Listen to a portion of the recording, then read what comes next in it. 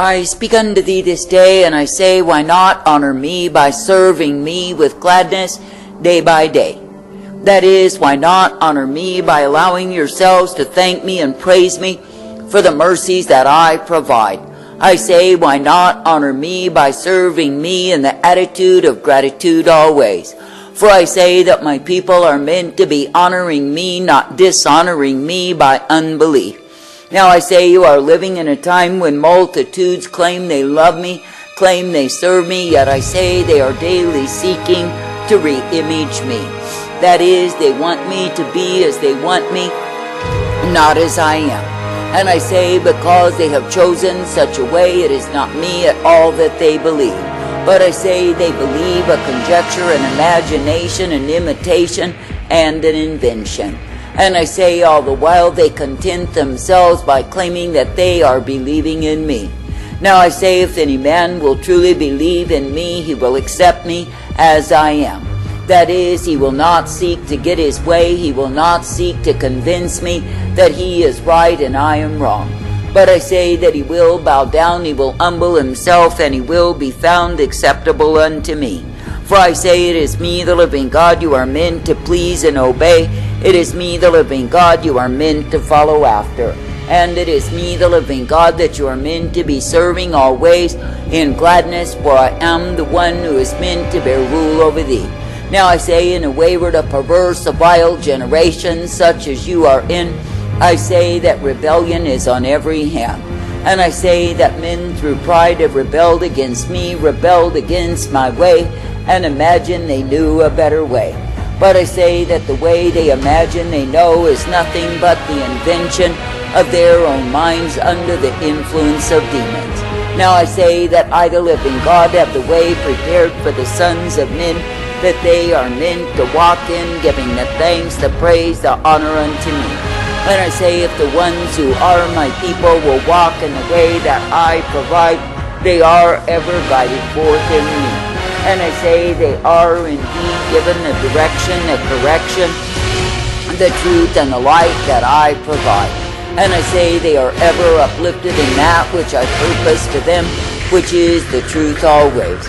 Therefore I say this day, be glad that I give to thee the way that is truth, the way that is light, and the way that is mercy. For I say if you will be coming forth in the way that I give thee, you are ever kept in me. But I say if you turn aside to your own invention, to your own little God, to your own little way, I say you become a fool. And I say you will be found under my wrath revealed. Now I say, consider that I, the living God, delight in a people who will honor me day by day. That is, by being willing to be made in the image and the likeness that I desire. For I say that I, the living God, am not given to necrophilia, whereby I am loving the dead. But I say that I love a people who are alive in me. That is, ever abiding in the truth and the light, the strength, the mercy that I provide. Now I say, if you consider when men are loving the dead, they are loving that has no life at all. And I say, when they are worshiping the dead, I say they are grief unto me. So consider, would I, the living God, find pleasure in the dead? I say, not at all. And I say, the dead are those who have abandoned me. I say this day that I, the living God, have my wrath, my fury, my indignation prepared for the dead who have chosen the way of death rather than the way of life. And I say that I am indeed ventilating, exhibiting the same in this wicked generation. I say there are multitudes who think they are alive, but I say they are dead before me. For I say they have chosen other gods, they have chosen imitations, inventions, conjectures, and crafty inventions, and call them their gods. But I say that I, the living God, am not bowing unto them, nor am I giving my life to them. And I say they are living in imagination, but I say they will find themselves under my wrath. I say this day that I, the living God, will continue to give mercy unto a people who will humble themselves before me. That is, taking the opportunities each and every day that I give them to die out unto themselves to come forth in me, and taking the opportunities to be uplifted, directed, and guided forth in the truth, the light, and the mercy of who I am. For I say, when a people will yield themselves unto me, so are they kept by me. And I say that they will indeed be uplifted, directed, corrected, and guided forth in the blessedness, the truth that I provide.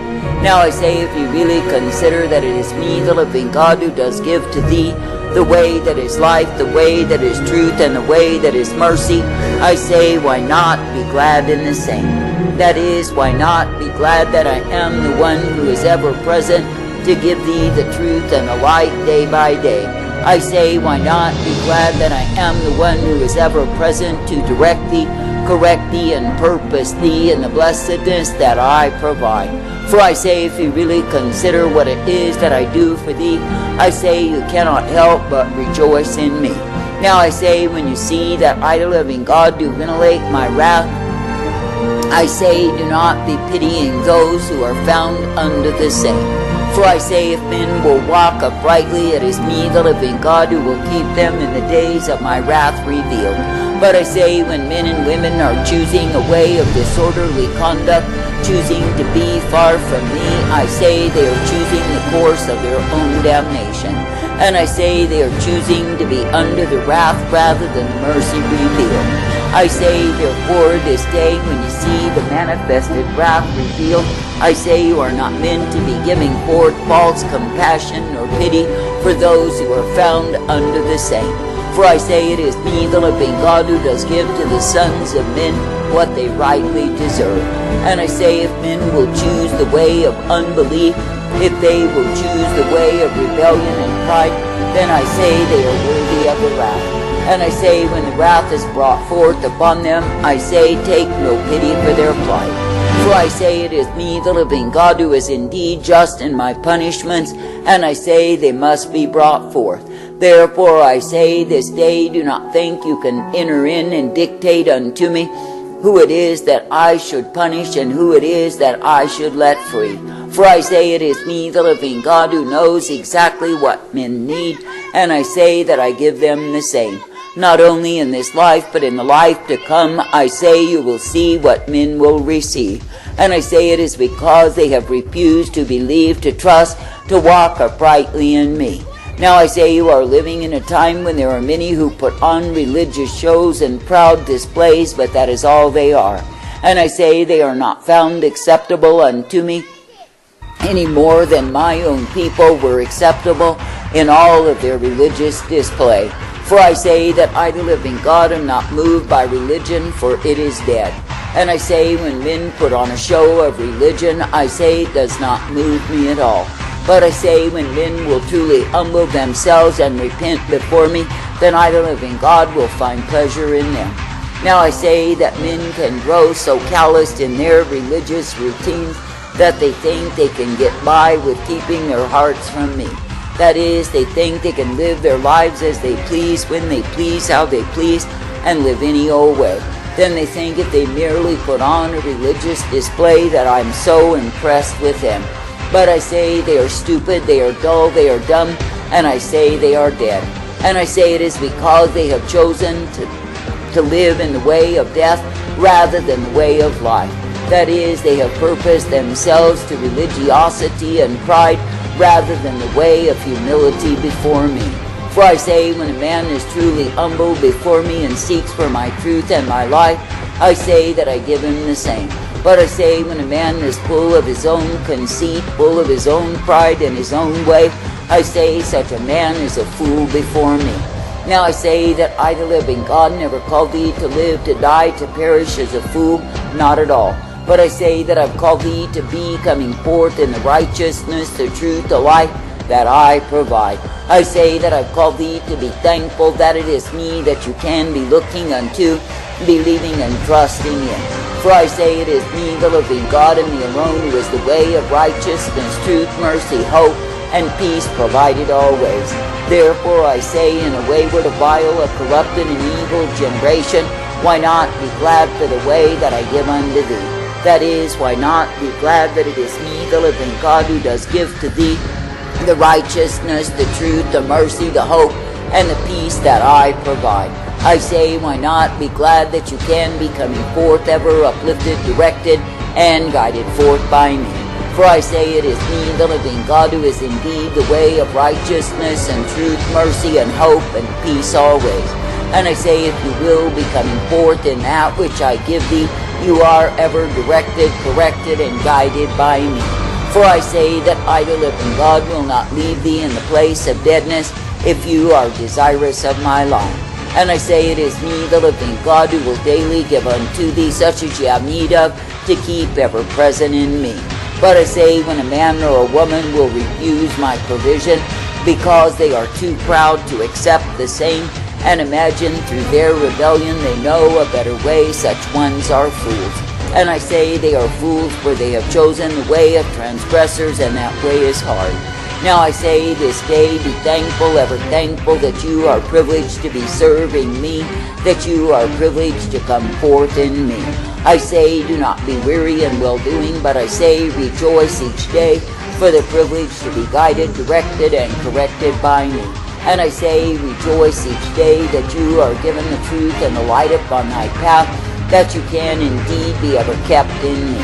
And you can come forth ever thankful that it is me that you serve. Now I say this day that I, the living God, never called thee to walk afar off. I never called thee to go in the way of fools and be overwhelmed. But I say that I called thee to walk uprightly in me, giving thanks and praise always. For I say, if you are truly believing in me, you will find no reason to complain. And I say, if you are trusting in me beyond the circumstance, I say that you will not give up in despair because of the darkness, the evil of the times, but you will realize that I, the living God, and the shining light provided upon thy path in the midst of the same. And I say that you will be all the more thankful to be serving me. Now I say, if you really consider what it is that I do for thee, I say that I give to thee multiplied mercies. And I say that I will cause thee to be ever thankful that I am the truth, the light, and the mercy provided for thee. And I say that I will cause thee to come forth made glad that it is me who are privileged to love, to serve, and obey. For I say it is me, the living God, who is the way of all righteousness, truth, mercy, hope, and peace provided.